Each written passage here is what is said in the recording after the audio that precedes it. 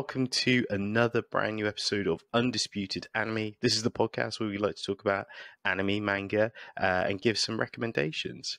I am your host, the captain of anime. Sounds so egotistic, that does. I guess after having some time off, I've realised how egotistical that title is. But hey, we're here. I'm Zane Taicho, and as always, I'm joined by my fantastic co-host, Mr. Susu Day. How are you, good sir? I'm well. You know, it's as always. It's the weekend. Feeling pretty good. Got a D&D game coming up tonight. Don't know who's DMing it, but who knows? It's gonna be fun still. Oh, nice. So, indeed, yeah. But you know, it's the weekend. Enjoy, guys. Absolutely. I guess we should address the video that we did. Well, I did recently. So, as some of you who may be aware, who follow us on Undisputed Anime on Instagram and Twitter, sadly we couldn't attend the MCM Comic Con. I know a lot of people were asking for us to visit and things of that nature. Sadly, due to, I guess, was it conflicts in our calendar, our diary, I was on holiday. You had some time to yourself, didn't you? Yeah, so sadly, some me time, so some R&R time. So yeah, sadly we couldn't attend, but we are looking forward to some more cons in the near future, and yeah, no doubt we'll be going to maybe MCM Birmingham or even some of the others in the very near future. So thank you for asking for us to be there. Makes us feel special. But yeah, sadly, we needed a break. R&R's important, especially when you get to our age. Absolutely.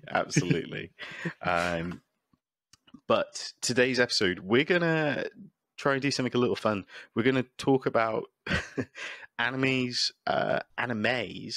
that may be perceived as trash or rubbish, but we still love them. So we're going to talk about some quite divisive, quite hot, might choose violence in some of our discussions today. So make sure to stick around for all of that.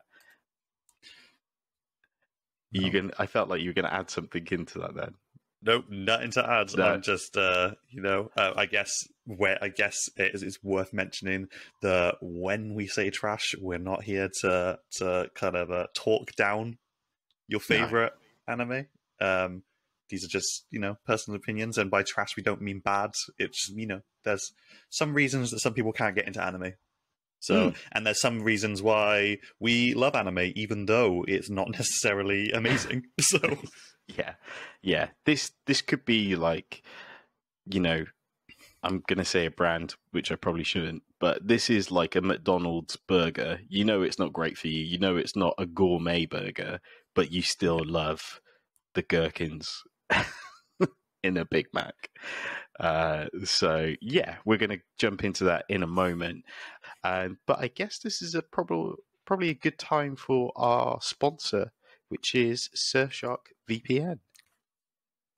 Now, before we get on with the rest of the news, I'd like to say a big thank you to this episode's sponsor, Surfshark VPN, which you can get 83% off and 3 months free if you go to surfshark.deals/undisputedanime and enter in the promo code undisputedanime, all one word. Surfshark VPN lets you trick your device into thinking it's in a different country, which opens up a whole world of content libraries. If you're in the UK, you could watch Japan Netflix, which will give you a far bigger selection of animes. If you're outside the UK, you could watch BBC iPlayer. And if you're in the US, you can finally get access back to the old WWE network. We've all been using Surfshark here at Undisputed Anime for a while, and it's our official VPN. And it doesn't just give you access to all the animes, it also secures your networks by encrypting internet traffic, keeping your location and download history private. like my collection of shoujo mangas, which must be protected at all costs. My favourite feature for this is that Surfshark knows when my phone leaves a trusted connection, like my home or work internet, and it immediately turns on to prevent this interference. It's like having a JoJo stand for your phone. To sign up to Surfshark today, by using our link in the video description below, surfshark.deals/Undisputed Anime, which you can get 83% off and 3 months free if you go to surfshark.deals/Undisputed Anime and enter in the promo code Undisputed Anime. We really appreciate it if you at least check them out, as they've been great company and we love working with them. Support Undisputed Anime and support your internet privacy with Surfshark. Surfshark, what can I say? You know what pairs really well with watching anime? No, go for it. Oh, Surfshark VPN. Surfshark VPN, guys. Like, as someone who lives in the UK, there are many, many times that I have, you know, you hear about this amazing new anime series and you're like, great, it's on Netflix. Let's get on that right away. You get to your sofa, you sit down, you got yourself a nice drink, you got some snacks, turn on the TV, turn on Netflix. You search over and over again. Am I spelling it wrong? Why is this anime not showing up? You do a quick Google. It's definitely out. Wait, it's only available in the US. It's only available in Japan. What are you going to do in that situation? What you need is a high quality VPN like Surfshark. Type in your details. Change your region. Log back into your favorite streaming service. What's this? A veritable plethora of content you could not access prior to this moment. Surfshark VPN, guys. Get on it. Absolutely. My friend over here will give more details of the specifics. Absolutely. Yeah, so it's, I guess... where was I going? So for someone who was just recently abroad, I realized whilst I was in Barbados, I had like a whole new catalog of anime on Netflix. So, for example, God Eater was available to me, which wasn't previously here in the UK. So, you know, just to have those one or two, you know, anime series that you wouldn't expect to find, you can find on Surfshark. So, yeah, use the link in the description down below. It's a fantastic service. We use it. And yeah, absolutely fantastic. By the way, there's going to be like a video that inserts somewhere in here with the ad. So, yeah, amazing. So I did all of that informative ad spot, and there's going to be a video as well. There's going to be a video as well. Don't spoiled you worry. For choice. Don't you worry. Cool. So today we are talking about trash animes that we love, and that's not a personal attack. Because if you love something, that's how it be, as long as it's legal. Absolutely, absolutely. So yes, we are going to talk about our terrible taste in anime. I don't know about you, but I picked 4. I've picked 4. I have 3. Yeah. And I've also just got a anime trope. Which is kind of like, I think is trash, but somehow I still always find myself like watching them. I think I might know what that is. Okay, cool. Do you want to start off as your co-host? Absolutely. So my first choice here, and this is harking back to an age gone by, an age of young Susude, drawing and watching anime in his bedroom and not really having any responsibilities. And that property, that title, that manga, that anime is Yakitate, Japan. Ooh, I don't think I'm familiar with that one. So you'll know why I think it's trash the moment that I actually start talking about it. basically the premise is that throughout the world, every country in the world has a bread that is like kind of native to them, like it's their bread. It's like it's a national thing, but Japan doesn't.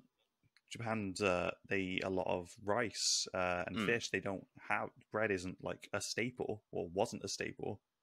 And the story is about a young aspiring lad called Azuma Kazuma, who his dream is to become a baker and create the breads for Japan. And it's great because the way that it works out is it obviously starts off with like there's this like really prestigious like bakery in Japan called Pantasia. Yes. And he's like, I got to get a job there to do this. And he like the way that they hire their bakers is they have like a bloody MasterChef style like competition. So he's got a and that's the whole thing. Like most of the anime is like it's basically a competition anime, but it's like it's baking, and it's like amazing because he basically has all of these amazing ideas. Like he's been baking since he was little. He met this like baker. And he basically has all of these bread that he's baked before, but they're like he calls them Japan number, and he's got them numbered, and he's got like hundreds of them. Wow! Because these are all his experiments from like trying to make the like national bread of Japan. See. Yeah, but it gets even better. So this boy has a superpower, I guess. What?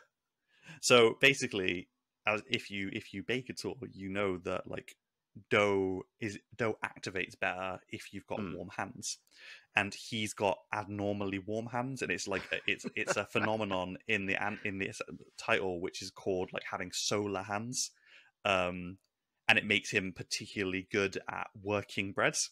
So he's like hailed as this like prodigy. But then, like, as you get later in the seasons, like they have to like do these competitions, and like one of the things is like you've got to make pastry, and in pastry, having warm hands is a bad thing because it causes like the butter to melt and stuff. So, and there's a guy who's got like there's a guy who's like his polar opposite, who's got like the polar hands and stuff like that. He's got abnormally cold hands, so he's perfect for working with like pastries and stuff like that. This is ridiculous. Yeah, I know, and.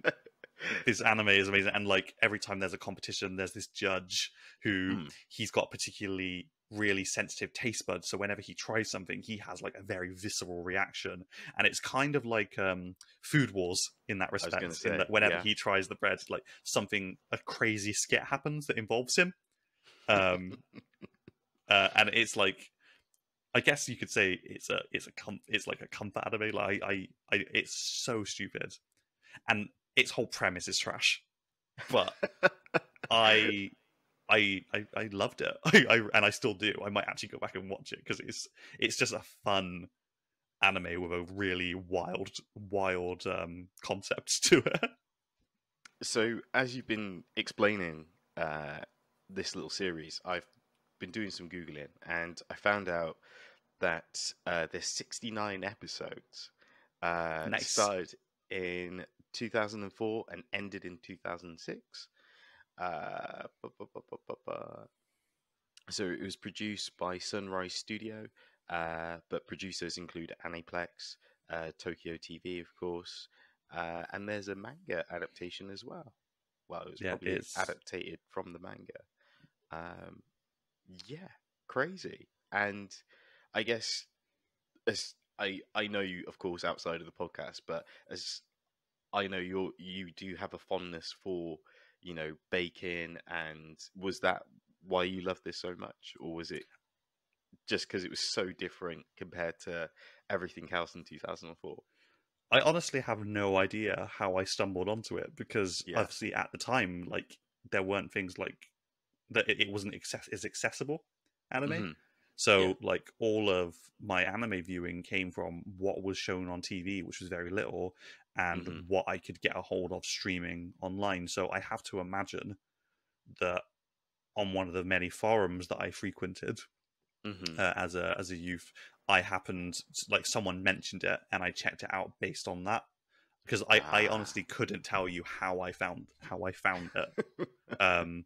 It really is one of those things. I think like anime recommendations were all very word of mouth back then, so it's kind of like there's any number of ways I could have heard about it. But regardless, it's great. It's trash, but it's amazing. Interesting, but fantastic. I think what I might do as well is I might maybe list these in the description, so if people do want to check out some of these in their own time, they'll have the option to do so. So I definitely recommend it. It's very fun. It's something very different to probably what people would usually be looking for, and it's definitely one of those animes where I wouldn't say it's slow starting, but like the really fun stuff happens like after maybe like 10 to 20 episodes. Like that's when things start getting like really like Master Chefy, like really like Food Warsy in like the competitions and stuff. It's like make a bread for a like which could be eaten by a world class race like Formula One driver and stuff. And like they're like putting like turtle blood and stuff into it because it's like vital essences and stuff. Like make a bread that's like really good for like eating curry with, and he makes this bread which is a flat bread that looks like Mount Fuji. That you can fill up with curry. You could turn over, fill it out of curry, and just eat it straight out of it. Like that sounds delicious. Yeah, I know. So yeah, give it a go. I would strongly recommend it. And I'm thinking about it now, and I'm thinking I need to go and rewatch this. Is it on? Is it anywhere? I'm going to find out if it's anywhere because I don't know. This site I'm using, it doesn't mention if it's on like Crunchyroll or anything, but hey ho, I'm sure. I mean, due to its age, it could even be on YouTube by now. So there you go. If you can find it, give it a go. I definitely recommend it, and I'm gonna have a look. And this might give us a chance to tie back to the sponsor. Okay. So apparently, it is on Crunchyroll, but not on UK Crunchyroll. Oh, so you could say you might need a VPN, like a top class VPN. Yeah, I'm not exactly sure which region it is available in, but it's definitely not available in the UK. So it may be only viewable in Japan. It may be viewable in the US. Who can say? Definitely give it a go. I'll certainly be giving it a go later on. So let us know in the comments. Cool. So I'm gonna kick things off. Now, I've got to be honest. I'm not proud of some of these that I've chosen. Okay, so I'm just gonna get that out there straight away. I'm not here to judge you, but I feel listeners may judge me, good or bad. They may judge me for this. So a series that I like. You sound nervous. I am really nervous to kind of say this out loud. It's an anime series that I'm just going to say actually. It's called The World God Only Knows, and it is. Yeah. Okay. Do you remember this one? Is this the one about the guy who's like amazing at dating sims? Yes, it is. Okay, yeah. Okay, yeah, I know what you're at. So as Susude pointed out, this is an anime series about a guy who's a champion, a master at dating sim games, but in IRL, he's not that great with talking with girls and things of that nature. He's a bit of a dick. Yeah, basically. Until he is greeted by a really sort of cute demon hunter who materializes, and she recruits him to help her exercise and get rid of demons that possess girls in his school. But of course, to get close to these girls, he uses his immense skills as a master of dating sims So it sounds a little problematic in so many ways, as is a lot of anime. as a lot of anime does.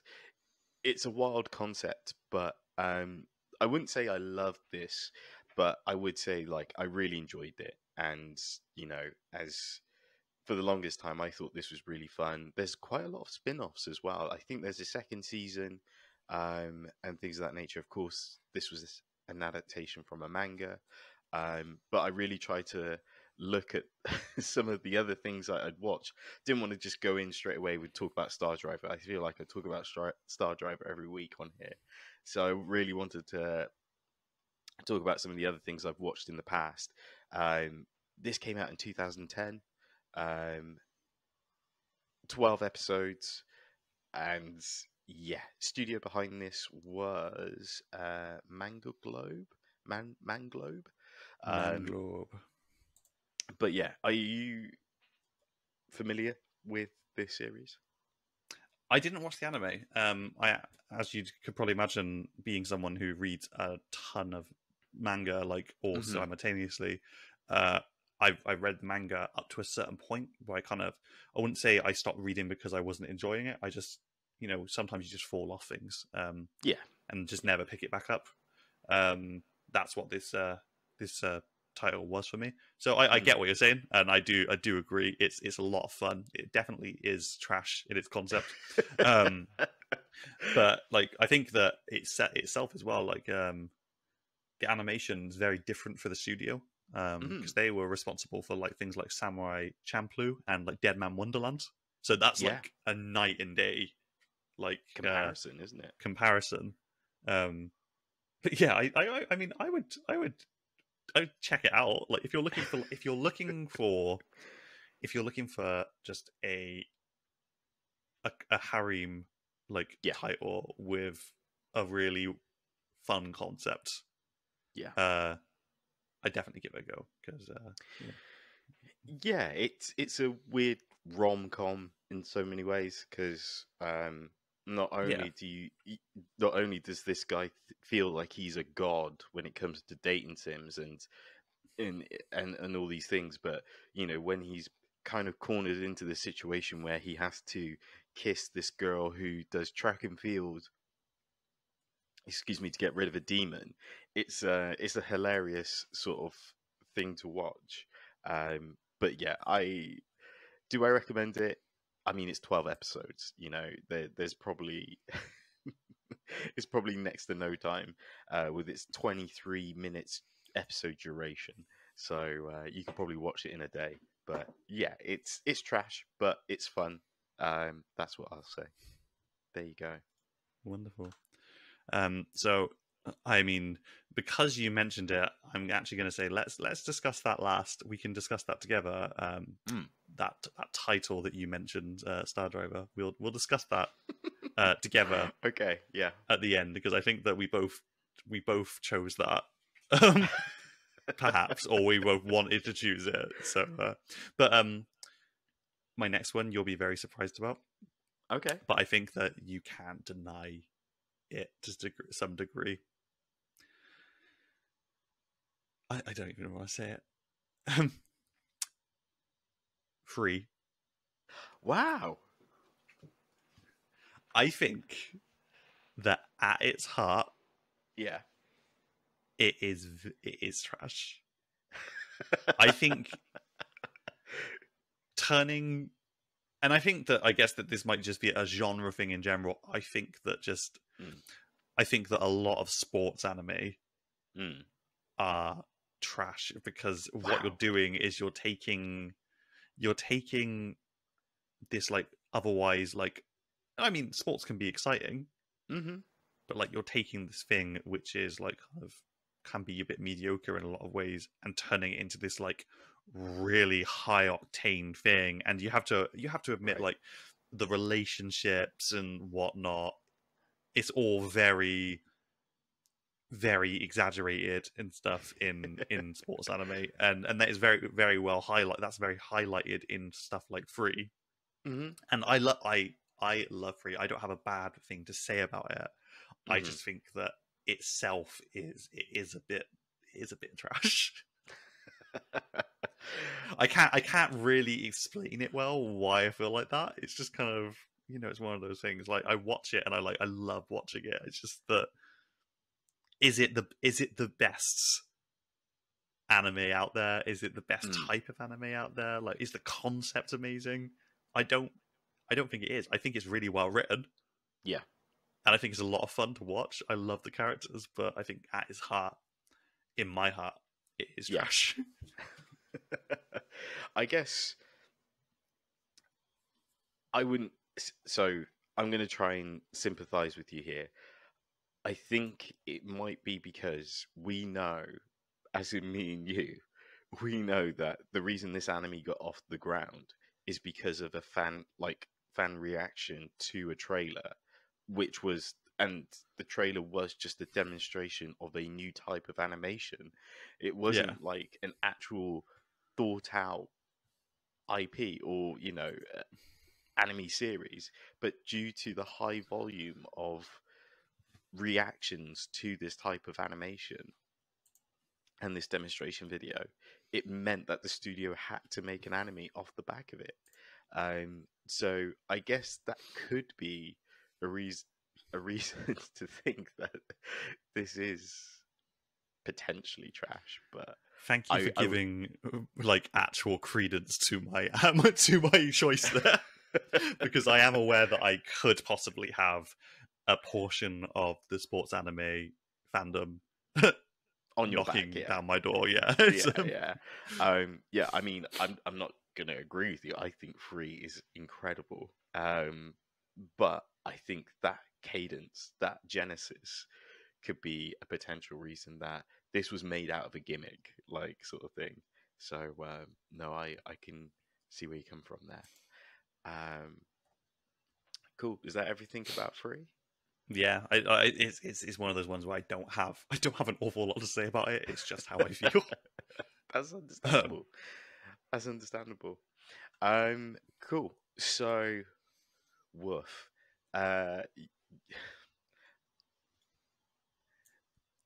Okay. So I'm worried again. I feel like these last two is more going to be. You might choose violence after these last two. So the next one I'm going to choose is a anime series that was based off a video game, and I can't talk about how good it is straight off the bat. I need to say like what it is. It is an adaptation of a video game series that could, dare I say, be conceived as trash in its genre.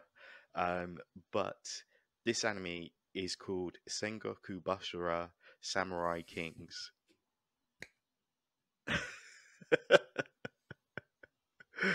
Lay it on me.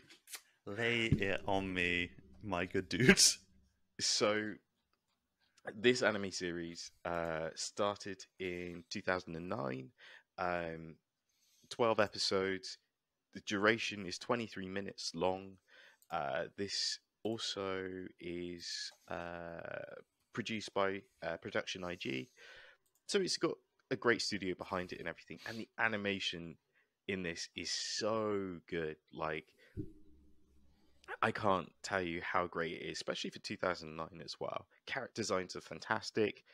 The opening sequence is mesmerizing. Like, it is the soundtrack and the actual sequence itself. It is just, it's in the top 10 of best anime openings. Like, and there's a reason why. It is just absolutely fantastic. Now, the reason this could be seen as trash is the storytelling is kind of all over the place. There is an arching villain, which is Nobura. Oda Nobura. I can never say his full name. Oda Nobugara, who is the Nobunaga. Yes, the demon king of the seventh heaven, or seventh hell. But it's based off a video game, which is basically the Japanese version of Dynasty Warriors. So it's just relentless, big, bombastic, you know, one man takes Battles, out, a whole army platoon and stuff.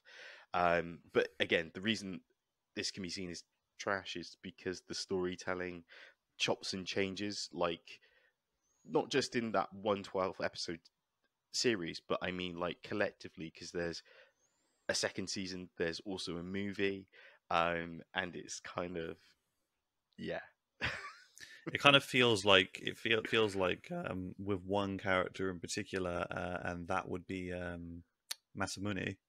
Mhm. They looked, the creators of the franchise looked at Zoro and they went, okay, people like this guy. He's got 3 swords. What's better than 3 swords? 6 swords. 6. So and obviously I'd be a fool to gloss over the fact that him and his whole clan, their horses, their like riding gear is basically like Harley Davidson bikes. It's got like big long handlebars, and like he sits back in a chair as he rides his horse. Well, he doesn't even use. He barely uses the handlebars because he rides arms crossed. Yeah, because he's such a badass. Like, because the whole clan is kind of like a biker gang mentality, isn't it? And such. So they're known for being relentless and things. Yeah, it is just a bastardization of like of the Sengoku War, but I love it for what it is, which is ridiculous.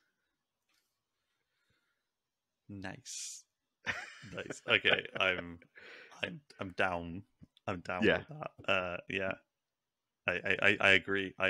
That is trash, but it's good. Like we said at the top of the episode, these things aren't trash because they're bad. It's just that there are things about them. There are things about them. They've definitely got a certain charm about them, even though they may not have cohesive storytelling or true to history. But there you go. Okay. Mr. CC Dave, what have you got up next? Okay, so this is one that I think I've mentioned to you. I've mentioned to our long time friend as well. It's basically called Juuni Taisenl, and that's basically Zodiac War. It's available on Crunchyroll. Yeah. It's 12 episodes long. And basically the whole synopsis is that every 12 years, a group of mercenaries who from around the world who have like the highest like caliber of strength or wit or just deadliness are brought together to participate in this thing called the Zodiac Tournament, and each of the warriors bears like an attribute of one of the 12 animals of the Zodiac, and it's basically a fight to the death, and whoever wins gets their wish granted. This sounds cool. It is very, very cool, but it's kind of like one of those titles that is like kind of, I feel like they tried really, really hard to give it a really coherent plot, but because each episode focuses on one of the 12 members of the Zodiac, I think that you get only you get a brief glance at like their past and their reasoning for participating, and then you actually like you see them obviously participating, because it's like it's not like rounds. It's like at the start they are released into this city, and it is like kill each other, like whoever is left afterwards. I had a lot of fun watching it, but it's kind of like one of those things. But because it has a very definitive start, a very definitive end, and I feel like I'm kind of torn on whether that I feel satisfied by the ending or not. Like there's a part of me that thinks, yeah, that was a really satisfying ending, but then there's another part of me that's kind of like, is it though? Like, yeah. I would recommend giving it a go. It's a lot of fun. There is the character that represents the Zodiac of the rabbit.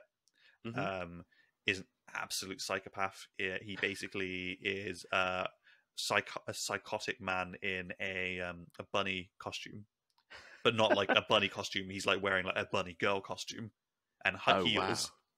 Wow. And he's basically immortal, so he can't be like killed. And he's like the biggest threat throughout. But like then there's like the character of the rat, who's like this really meek school kid. Oh wow! And like you don't really like learn about him until like the last couple of episodes, and it's like everyone, like all the characters have their own like. I think the characters were built to have a lot of depth, but like because over 12 episodes, it's hard to really get that. I think. I see. I guess some people might look at it and say this isn't trash. It's like, you know, it is what it is. Like it's not like trying to be anything else. But I think that as a concept, it's good, but it's also quite trashy because they basically just like put everyone together for like a battle royale. And I think battle royales are like overdone. Yeah, I was just having a quick look.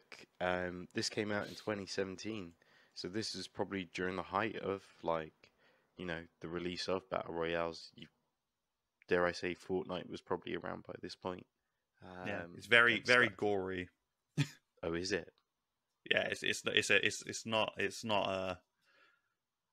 something you should watch if you're not a fan of like blood and stuff. You know, it's a lot of fun though. There's obviously like violence on some of the participants are quite young, so like if you don't like seeing like danger to children, then definitely not. But give it a go. It's trashy, but it's good. Available on Crunchyroll at this very moment. Oh, interesting. 12 episodes. What have you got to lose? Have you noticed there's a theme at the moment that majority of these that we've spoken about are 12 episode long, sort of like. I think it's very. I think that I get that pattern. I think it's very easy for a short series to be considered trash because I think that in a lot of ways some of these titles you'd only pick up if it was like your previous choice was like a 40 to 60 episodes series. Would you have been inclined to pick it up? I suppose so. Yeah.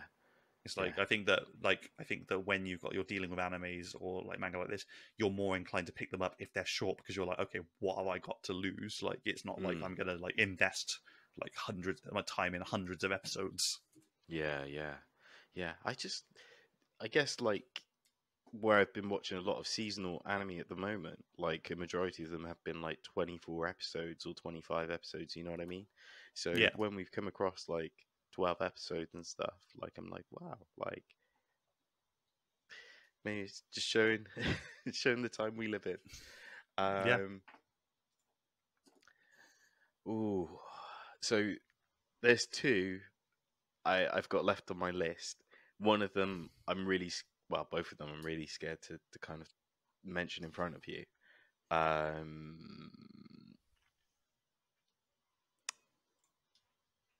F it, he says.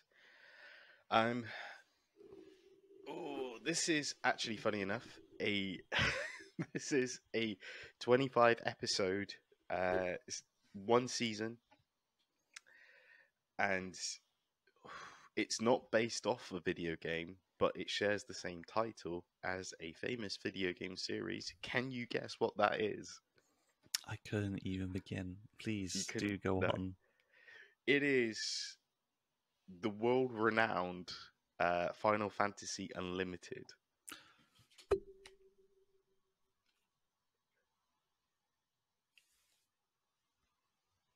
Please do go on.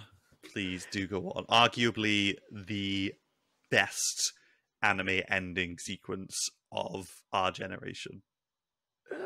I can't even remember it. I'm gonna send you. I'll send you. You talk. I'm gonna find it and I'll send it to you because it's a bop. So this originally came out in 2001 and ended in 2002. As I mentioned before, it's 25 episodes. They're 24 minutes each. This was produced by Gonzo Studio. Now, the reason this might be perceived as kind of trashy is because it doesn't follow any Final Fantasy video game title. So when I first saw the DVD of this, I was like, oh, I love Final Fantasy 8, 7, of course, 9 and 10. I don't even know if 10 came out by this point. But yeah, it would have done because PS2 had been out. Anyways, get introduced to, in the dub version, it's Lisa, I and you. I guess the only sort of real thing that has any ties to the Final Fantasy mythos is Choji, and there's a Cid in this as well, a completely new Cid. But yeah, it was very. Again, I'm not sure what the main story was. I mean, they get isekai to the Final Fantasy world, and they have like. And there's just this train journey, and everywhere they go, they get saved at the last minute by Kaze, who has the Magun. The Magun, yeah. Soil is his power. Soil is his power. I loved. It wasn't Shiro. It's she. You're talking about the guy who used his mist is his power. Who missed is his power, yeah. And he has the fight sequence with his older brother during this as well. It just felt like every episode was its own individual sort of mini movie in a weird way, if you know what I mean. Like, it just felt so loose-lipped. Yeah, I 100% agree with you on this. I feel like, so, like you said, it doesn't follow any Final Fantasy titles. It's just full of Final Fantasy tropes. So you obviously got chocobos, you get cactuars, all. So basically, the way that the Magun works is it's not a gun that you are typically just like firing and shooting. It's basically a gun that allows him to summon. Yes, yes. And he basically, whenever he it always at the climax of a battle, he'll show up because he's never the one who's he's never in it for the whole fight. He'll show up at the climax of a battle, and he'll be like, things will get real, and he'll be like, "Soil is my power," and then he basically goes into this sequence where he's going through his ammo belt, and he's burning bright, it's red scarlet, and then he loads it into one of the barrels of the gun, and then when he fires the gun, that's when the summoning happens, and every episode he would summon something different. And Lisa is obviously, her whole thing is to try and find Kaze, whereas the kids are they're trying to find their parents and the place is called Wonderland. Wonderland is ruled over by an Earl. The Earl. Is he Earl Duke or something like that? I can't remember what he's called, but yeah, I think it's very, very its own thing. It's very I would argue and say that it's actually really very good if you go into it not looking for it to be following any Final Fantasy. It is I'm having a hard time to explain my feelings because the moment you mention it, I'm filled with so much joy hearing you say that because it's been so long since I thought about it. Here's the thing, I love it for what it is. Again, the animation, the art style, it is just beautiful. And again, with I don't know what to say really. The idea of Omega being this sort of cosmic thing that's having an effect on Wonderland. As you rightly said, the kids searching for their parents, which seems to be a line that kind of drops in and out throughout the entire thing. But yeah, there is a lot there. It's just, I just don't feel like it's coherent. No, it's definitely not. It's definitely not something that has a clear plot. It's very up and down, all over the place. Sometimes they're following trying to find a parent. Sometimes they're in this one place and they're focusing on what's going on in that one place because every stop of the demon train, I can't remember what it's called, that they get on this train to navigate Wonderland and end up at different places. And then there's like the overarching rivalry between Kaze and is it Makeshi? I think Madoshi is his older brother.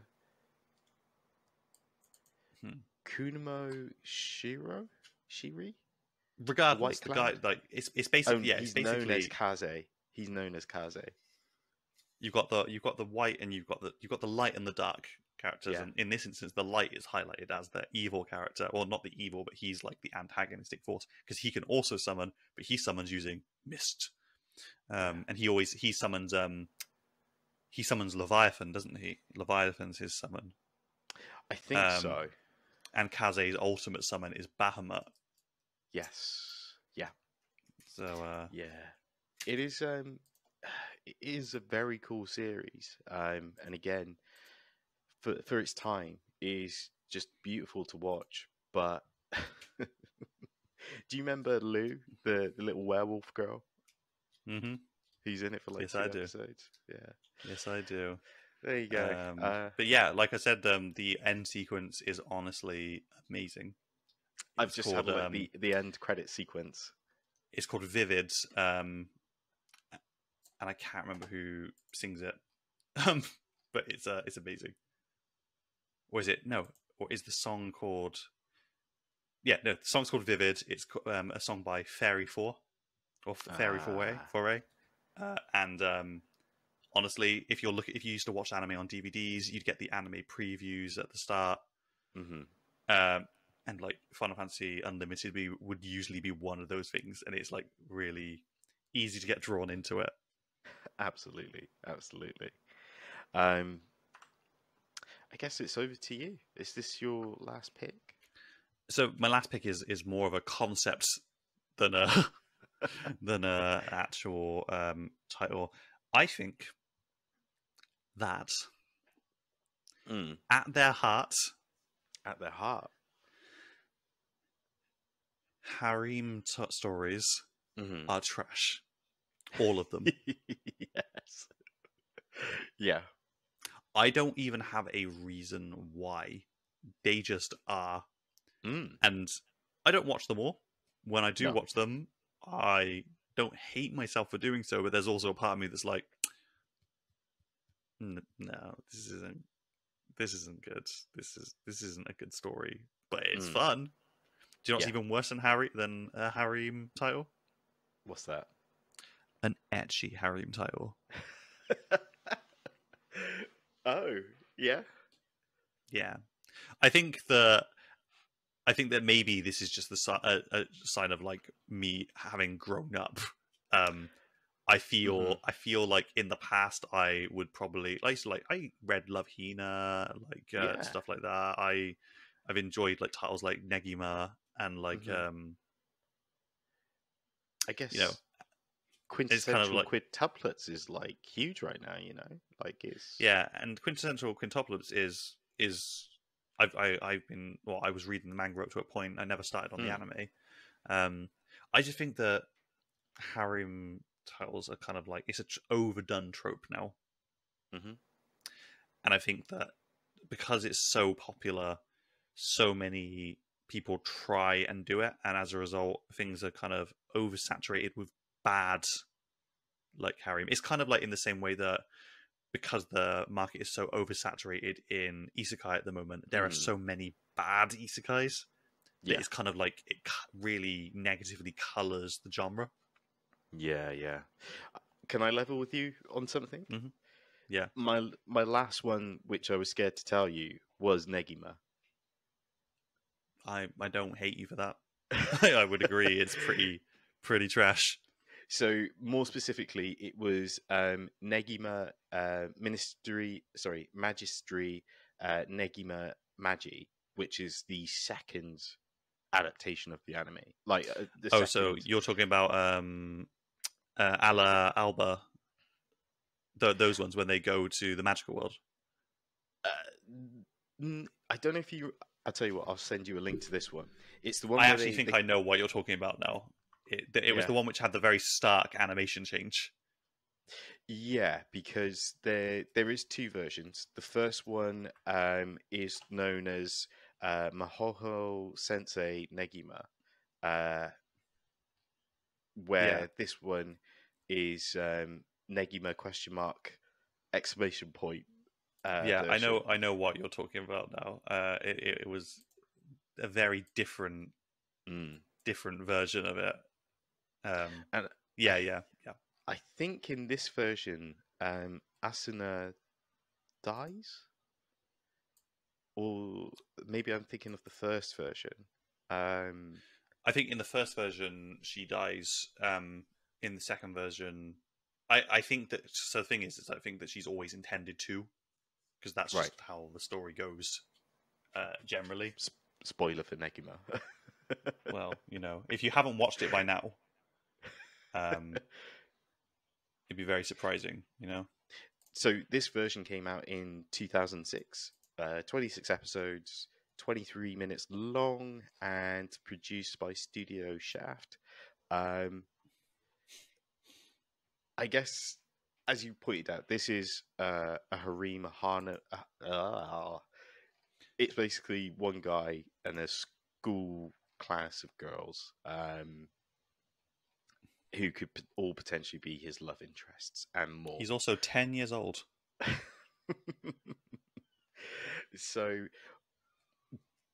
the reason this is trash, as we already pointed out, like this is, you know, a little bit problematic, but the flip side of it is fun. There's some great action. This is probably like one of the first like magic based animes I'd seen or watch, which was really great because again the magic that they use in this was fantastic. The opening sequence in this was really cool as well. I really enjoyed. But yeah, there's so much of this IP. Like as you pointed out, there's OVAs and numerous adaptations and stuff. Um, I think its genre really bogs it down when underneath that there is a great story, there is a great magic system, there's, you know, some really lovable characters. Yeah, I 100% agree with you, and I was obsessed with like Negima was like my favorite like title. Like I would like every time I'd be rushing to our local comic book store every time to get them to order in the next version when it was available, because Yeah. like it was one of those things like when we were reading this, when we were watching, when we were originally reading this, like it was still ongoing, and to read it, we had to actually buy the manga. Like we had to Yeah. go out and we had to wait for the books to be released. Like we didn't get chapter by chapter over here anyway. Yeah, yeah, definitely. It's So, but you're right. At its heart, it's real trash. But having now looked at it on Google, I might actually restart it and restart the manga. Because I might.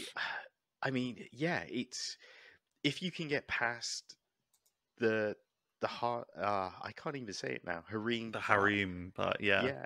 If you can get past that, then there's a chance you may like this, and it's the reason we really like it is because there is a great story to its core, which goes on into Yuki Holder. Yeah, UQ Holder. Yeah, UQ Holder. Thank you. So yeah, it's I really like it, and I really love the characters. And I guess, you know, to an extent, that's what harems do. They make you fall in love with the characters, and you have your favorite ships and pairings that you want to see. Of course, I love the festival sort of arcs that happen in these. Well, that's when it really doubles down, isn't it? That's when the story really it becomes less of a. It's still a harem at its heart, but it becomes like very shonen-esque in that respect, doesn't it? Like it becomes very heavy on the fighting, and the combat is great. Like is Ken Akamatsu. He did like a great job with all of the like combat and stuff.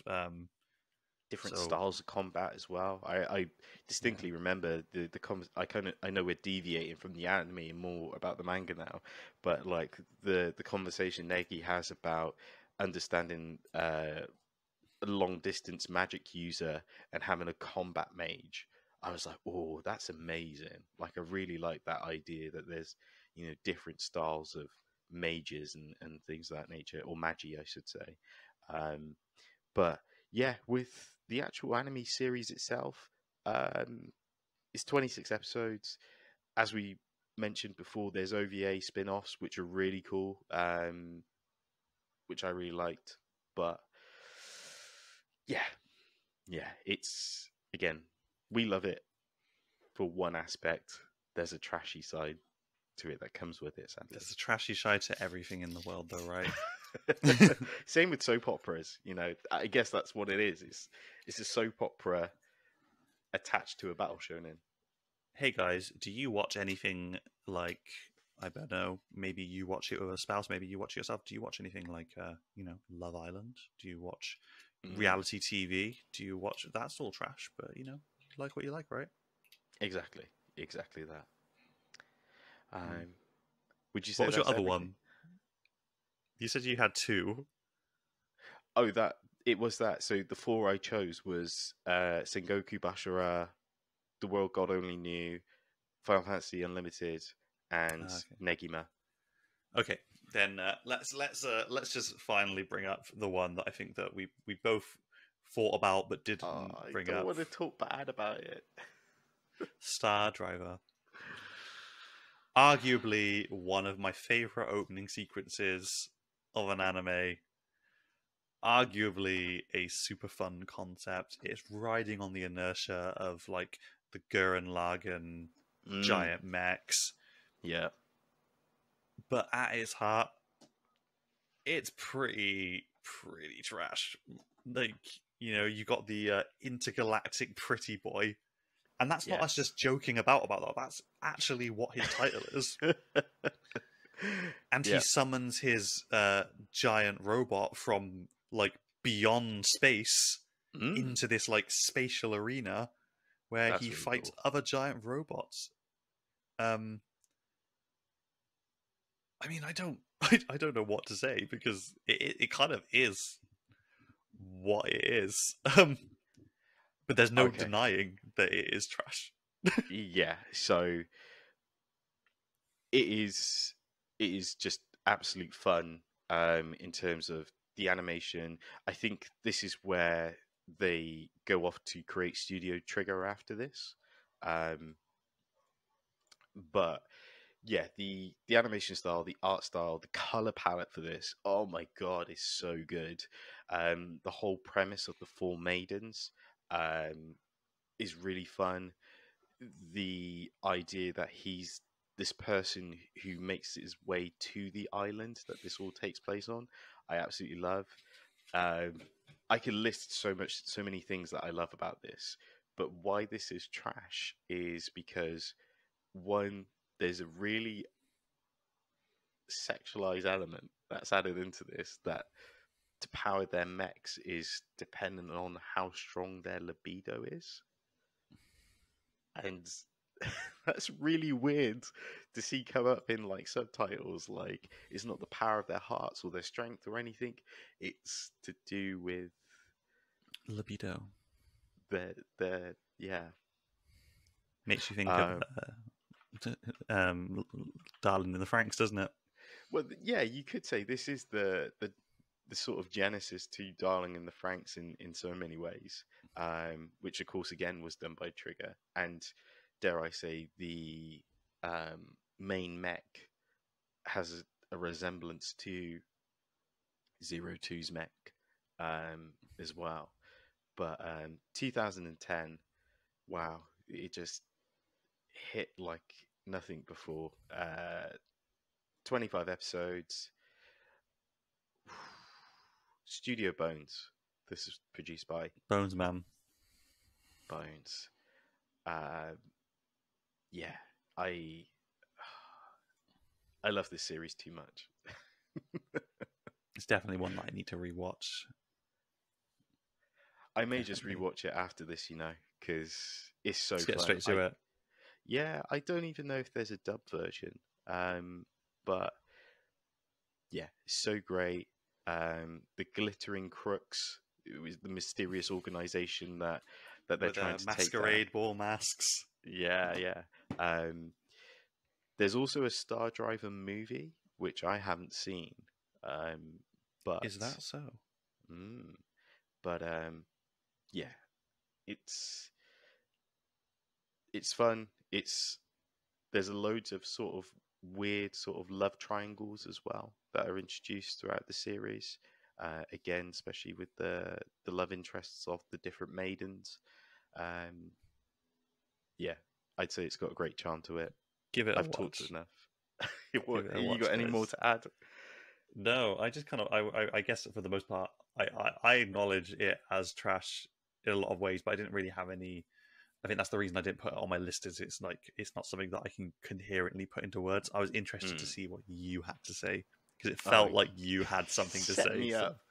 I set you up.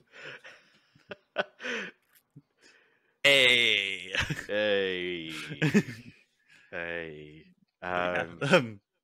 Absolutely.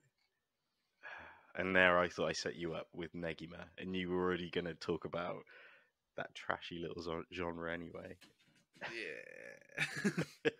Can't beat me. Too fast. There we go. There we go. Well, I guess that's the episode, right? Yeah, absolutely. And no more weird editing. So yeah. So yes, let us know what you think. Were we right with our analysis? Probably not. In the comment. Let us know in the comments down below. If you're listening to this on your favorite podcast platform, please give us a star rating. That helps us out in a big bad way. If you're watching this on YouTube, make sure to drop us a like, share, subscribe, all that jazz. As always, you can find me on Instagram and Twitter at Zane_Taicho. Susu Day. It's there. I'm that way. I'm that everywhere. At Susu Day on all the socials. Of course, all the relevant links will be in the description down below. Make sure to, again, subscribe to the channel and make sure to check out our website as well, undisputedanime.com. I think that is everything going on. Until next time. Maybe. Next time. Thanks for listening. Who knows what will have happened by next time? Thanks for listening. Thanks for watching. And make sure to check in next time. See you soon. Peace.